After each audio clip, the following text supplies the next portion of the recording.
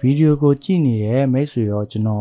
်အားလုံးကငွေကြေးအရာလွတ်လပ်ခြင်းဆိုတာကိုလိုချင်ကြပါတယ်ငွေကြောင့်စိတ်ပူပန်စရာမလိုဘဲနဲ့ကိုချစ်တဲ့လုပ်တွေလုပ်ရင်ကိုချစ်တဲ့သူတွေကိုအချိန်ပေးပြီးတော့ကုန်ဆုံးကြကြပါတယ်ဒါပေမဲ့ဒီကိစ္စနဲ့ပတ်သက်ရင်ကျွန်တော်တို့ social media တွေရဲ့လွဲမှားတဲ့လွှမ်းမိုးမှုတွေကိုခံနေရတာမျိုးတွေရှိပါတယ်ကျွန်တော်တို့ဖုန်းတစ်ချက်ဖွင့်လိုက်တာနဲ့ TikTok တို့ Facebook တို့မှာတွေ့နေရတာကအ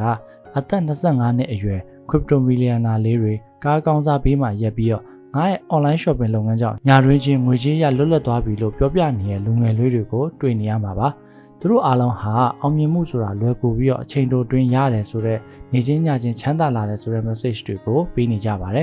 ဒီလိုပုံရိပ်တွေကိုကြည့်ရင်လည်းအခုဗီဒီယိုကိုကြည့်နေတဲ့ညီကိုမောင်နှမတို့ရဲ့အတွေ့အကြုံမှာလည်းမိကုန်းနဲ့အများကြီးပေါ်လာနိုင်ပါတယ်ငါကဘာလို့ဒီလိုမဖြစ်နိုင်သေးရလဲငါပဲနောက်ကျနေရလားငါပဲမကြိုးစားလို့မတော်လို့လားအစရှိသဖြင့်တွေးမိကြမှာပါဒီနေရာမှာကျွန်တော်တိတိကျကျပြောပြချင်တာကအောင်မြင်မှုအတွက်အချိန်ကိုဖျက်လန်းနည်းတွေဆိုတာလုံးဝမရှိပါဘူးအဲ့ဒီလိုလွယ်ကူပါတယ်ဆိုတဲ့လမ်းတွေကိုပြနေတဲ့သူတွေရဲ့နောက်ွယ်မှာဆိုလို့ရှိရင်လည်းသူတို့မဖော်ပြခဲ့တဲ့ညင်သာထင်သာမရှိရဲ့စင်းရှင်းတဲ့ The Invisible Ledger တခုရှိနေပါတယ်ဒီစင်းရှင်းတဲ့မှာသူတို့ဟာငွေထပ်ပိုတန်ဖိုးရှိတဲ့အရာတွေအချိန်တွေကိုစတေးပြီးတော့ပေးဆက်ခဲ့ရတာပဲဖြစ်ပါတယ်ဟုတ်ကဲ့ပါဒီနေ့ဗီဒီယိုမှာတော့ကိုတိုင်လဲငွေကြေးရစစ်မှန်တဲ့အောင်မြင်မှုကိုရကြင်ရင်တကယ်ပေးဆက်ဆွန့်လွတ်ရမယ့်တန်ဖိုးတွေကဘာလဲအဲ့ဒီဆွန့်လွတ်မှုတွေကိုဘယ်လိုဉာဏ်ပညာရှိရင်းနှီးမြှုပ်နှံမလဲပြီးတော့စစ်မှန်တဲ့ငွေကြေးလွတ်လပ်မှုဆိုတာဘာကိုပြောရလဲအစရှိသဖြင့်နည်းနည်းဆွေးနွေးပြီးတော့မှာပဲဖြစ်ပါတယ်အဲ့ဒါဆိုရင်ကျွန်တော်ဗီဒီယိုလေးကိုစလိုက်ရအောင်နော်အခုဒီဗီဒီယိုကိုကြည့်နေတဲ့သူကပထမဆုံးလာကြည့်ရဆိုလို့ရှိရင်ကျွန်တော်ရဲ့ Money Mind မြန်မာ channel ကကျောင်းတွေမှာမသင်ပေးတဲ့ငွေကြေးနဲ့ဆိုင်တဲ့အသိပညာတွေကိုတင်ဆက်ပေးနေတဲ့ channel လေးပဲဖြစ်လို့ဒီလိုကျောင်းအရင်းနဲ့ပတ်သက်ပြီးစိတ်ဝင်စားတဲ့ဆိုရင်ဒီ channel လေးကို subscribe လုပ်ထားခဲ့ပါကျွန်တော်ယုံကြည်ပါတယ်အခုဗီဒီယိုကိုကြည့်နေတဲ့သူကဘဝမှာစူးစမ်းနေတဲ့သူတစ်ယောက်ဖြစ်မယ်လေ့လာနေတယ်သင်ယူနေတယ်အလုပ်ကိုပို့ပြီးတော့အရင်ကထက်စူးစမ်းနေတယ်ဒါပေမဲ့စိတ်ထဲမှာဖိအားတွေရှိနေနိုင်ပါတယ်ပထမဆုံးဖိအားကတော့နှိုင်းယှဉ်မှုဖိအား comparison pressure ပါတစ်ချိန်လုံးသူများနဲ့ကိုယ့်ကိုနှိုင်းယှဉ်နေမိရယ်သူတို့လိုအောင်မြင်မှုမရသေးရင်ကိုယ့်ကိုငါမလုံလောက်သေးဘူးငါအများကြီးလိုအပ်နေသေးတယ်လို့သတ်မှတ်ပြီးတော့စိတ်ပြက်အားငယ်လာမယ်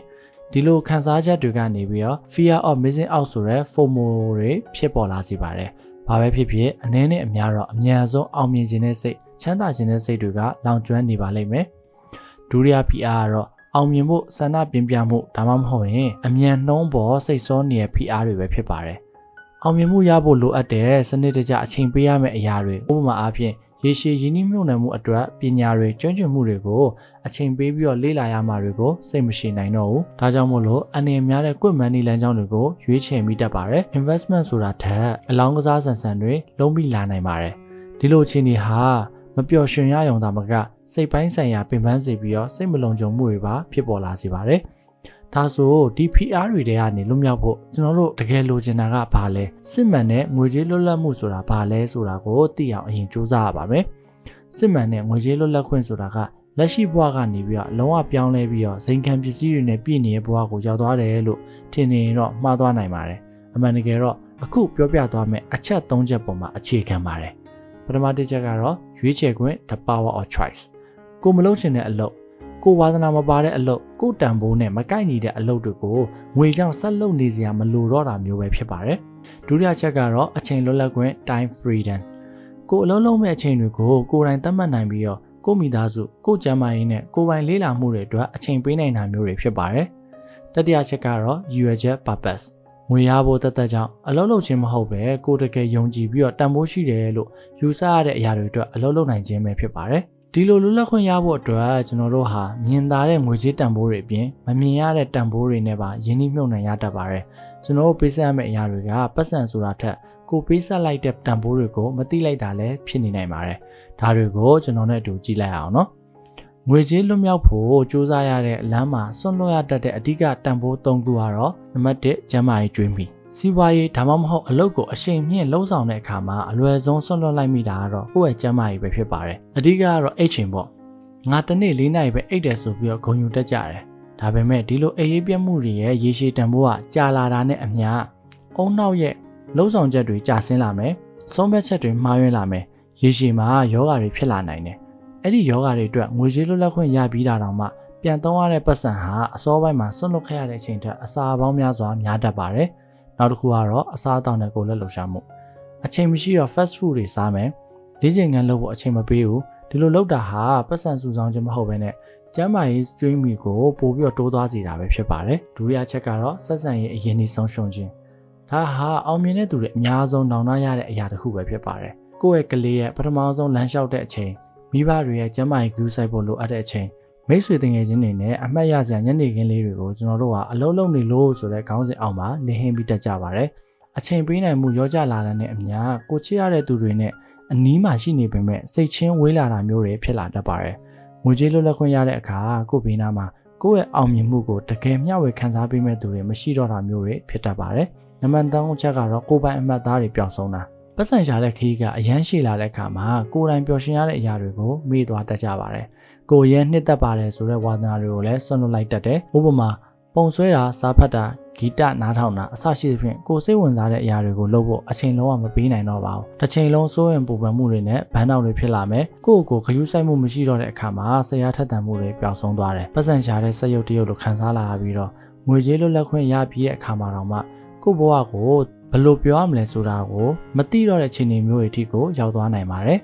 ်ဒါဆိုဒီလိုမဖြစ်အောင်ဒီစွန့်လွတ်မှုတွေကိုဘယ်လိုမျိုးပညာရှိကင်တွယ်ကြမလဲအဓိကကတော့ဒီစွန့်လွတ်မှုတွေကိုကြောက်စရာအရာအဖြစ်မမြင်ဘဲနဲ့အမှန်တကယ်ကိုယ့်အတွက်တန်ဖိုးရှိတဲ့အရင်းအနှီးဖြစ်ပြောင်းလဲကြည့်ရအောင်နံပါတ်1ချက်ကတော့စွန့်လွတ်မှုပမာဏကိုတိတိကျကျသတ်မှတ်ပါငါဒီအလုပ်ကို9နှစ်ဆက်လုပ်မယ်လို့မပြောဘဲနဲ့သတ်မှတ်ထားတဲ့ပန်းနိုင်တစ်ခုကိုရောက်ဖို့အတွက်နောက်ထပ်10လအတွင်းဒါမှမဟုတ်18လအတွင်းတစ်နှစ်ကိုဘယ်ချိန်ကနေဘယ်ချိန်အလုပ်မဖြစ်မနေလုပ်မယ်ဆိုတာမျိုးတွေတိတိကျကျသတ်မှတ်ပါကိုစွန့်လွတ်ရမယ့်စည်ရင်းတွေကိုတိတိကျကျရေးဆွဲပါဥပမာ18လအတွင်းကို TV ကြည့်ချိန်နေဖြတ်မယ်6လအတွင်းခီးလုံးဝမသွားဘူးညစာကိုအပြင်မှာဝယ်စားရတာတွေကိုရှောင်ပြီးတော့အိမ်မှာအာဟာရရှိလှုပ်စားမယ်အစရှိသဖြင့်သတ်မှတ်ပေးဖို့လိုအပ်ပါတယ်ဒီလိုရွေချက်ရှိရေးဆွဲလိုက်တယ်ဆိုရင်ဆွန့်လွတ်လိုက်ရတာတွေကထာဝရအရှုံးမဟုတ်ဘဲနဲ့ယာယီရင်းနှီးမြှုပ်နှံမှုဖြစ်သွားပါလိမ့်မယ်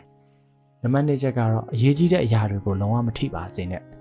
စွန့်လွတ်နေနေတော့မှလုံးဝမထိခိုက်ရမယ့်အရာတွေကိုသတ်မှတ်ထားဖို့လိုအပ်ပါတယ်ကျမ်းမာရေးအတွက်တစ်နေ့ကိုအနည်းဆုံးမိနစ်30လမ်းလျှောက်ပေးတာကိုယ့်ရဲ့လက်တွဲပေါ်နဲ့တစ်ပတ်ကိုတစ်ချိန် date night သွားပေးတာမျိုးမိဘနဲ့တစ်ပတ်ကိုတစ်ခါဖုန်းပြောပေးတာမျိုးအစရှိသဖြင့်ပေါ့ခိုင်ခိုင်မာမာသတ်မှတ်ထားပေးဖို့လိုအပ်ပါတယ်ဒီလိုသတ်မှတ်ချက်တွေကဘန်းတော့မဖြစ်အောင်လုံးဝမပြတ်စည်းသွားအောင်ကာကွယ်ပေးပါလိမ့်မယ်စွန့်လွတ်ခြင်းကိုကိုယ်ပိုင်ဘာဝရဲ့အခြေခံတန်ဖိုးတွေကိုပေးဆက်လိုက်ရတဲ့အဆင့်ထိတော့မရောက်ပါစေနဲ့လို့အကြံပြုအပ်ပါတယ်နံပါတ်3ချက်ကတော့ချက်ချင်းဇိမ်ခံကျဉ်းခြင်းကိုရှောင်ပါအောင်မြင်မှုကိုရဖို့အတွက်အရှိန်မြင့်ခြင်းရင်ချက်ချင်းရယူလေစိတ်ကိုထိန်းချုပ်ပေးဖို့လိုအပ်ပါတယ်ဇိမ်ခံပစ္စည်းတွေမလိုအပ်တဲ့အသုံးစရိတ်တွေအတွက်ကုန်ကျမဲ့အစားကိုယ့်ရဲ့ပညာရေးကျွမ်းကျင်မှုဒါမှမဟုတ်ရင်ဝင်ငွေပြန်ထုတ်ပေးမဲ့စီးပွားရေးလုပ်ငန်းတွေကိုရင်းနှီးမြှုပ်နှံမှုတွေပြုလုပ်ပေးဖို့လိုအပ်ပါတယ်ဒီလိုပညာရှိဆွတ်လွတ်မှုတွေရွယ်ချက်ရှိရင်းနှီးမြှုပ်နှံမှုတွေလုပ်ပြီးတဲ့နောက်မှာကိုယ်သတ်မှတ်ထားတဲ့ပန်းတိုင်တစ်ခုကိုရောက်ရှိသွားပြီဆိုလို့ရှိရင်တော့ရေရှည်တည်တဲ့နဲ့လွတ်လပ်မှုဆိုတာကိုရရှိလာပါလိမ့်မယ်ဒါဟာ TikTok ပေါ်မှာမြင်နေရတဲ့ညာရင်းချင်းချမ်းသာခြင်းမဟုတ်ဘဲနဲ့ခိုင်မာတဲ့အုံမြင့်ပေါ်မှာတိစောက်ထားတဲ့ဘဝတစ်ခုဖြစ်လာမှာပဲဖြစ်ပါတယ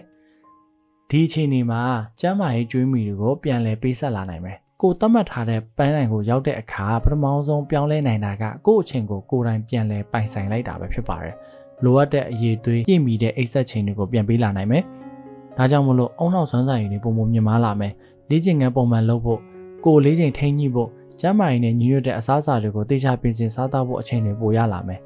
အစောပိုင်းကဆွန့်လွတ်ခဲ့ရတဲ့ကျမ်းမာရေးကိုပြန်လည်တည်ဆောက်နိုင်ပြီးတော့ငွေကြေးလွတ်လပ်ခွင့်ကိုနှစ်ရှည်လများပျော်ရွှင်စွာခံစားနိုင်မဲ့ခန္ဓာကိုယ်နဲ့စိတ်ကိုပိုင်ဆိုင်လာမှာဖြစ်ပါတယ်။နောက်တစ်ချက်ကတော့ဆက်ဆံရေးအရင်းအနှီးကိုတိုးတက်အောင်လှုံ့ဆော်လာနိုင်မယ်။ငွေကြေးလွတ်လပ်မှုဟာဆက်ဆံရေးအရေးသွေးကိုတိုက်ရိုက်မြင့်တင်ပေးနိုင်ပါတယ်။ငွေကြေးအရစိတ်ပူပန်စရာမလိုတော့တဲ့အခါကိုချစ်ရတဲ့သူတွေကိုအနားမှာလိုအပ်နေတဲ့ချိန်တွေမှာရှိနေပေးနိုင်မယ်။တန်ဖိုးရှိတဲ့အမှတ်တရတွေကိုတူတူဖန်တီးလာနိုင်မယ်။ကိုယ့်ရဲ့အောင်မြင်မှုတွေကိုအတူဝမ်းမြောက်ဂုဏ်ယူပေးမဲ့သူတွေနဲ့ပြည့်နေတဲ့စိတ်ပိုင်းဆိုင်ရာကြွယ်ဝချမ်းသာတဲ့ဘဝကိုပိုင်ဆိုင်လာပါလိမ့်မယ်။နောက်တစ်ချက်ကတော့ကိုယ်ပိုင်အမှတ်သားကိုပြန်လည်ရှာဖွေနိုင်မယ်။ပန်းတိုင်ရောက်တဲ့အခါငွေရှာဖို့တတ